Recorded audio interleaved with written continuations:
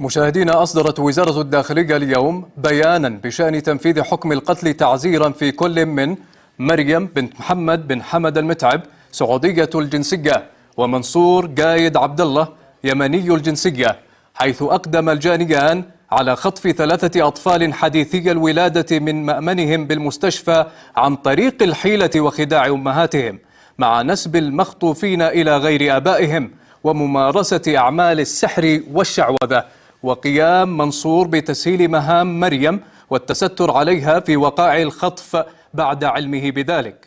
حيث أسفر التحقيق معهما عن توجيه الاتهام إليهما بارتكاب هذه الجريمة وإحالتهما إلى المحكمة المختصة، وتم الحكم عليهما بالقتل تعزيرا، وأصبح الحكم نهائيا بعد تأييده من مرجعه، وصدر أمر ملكي بإنفاذ ما تقرر شرعا بحق المذكورين.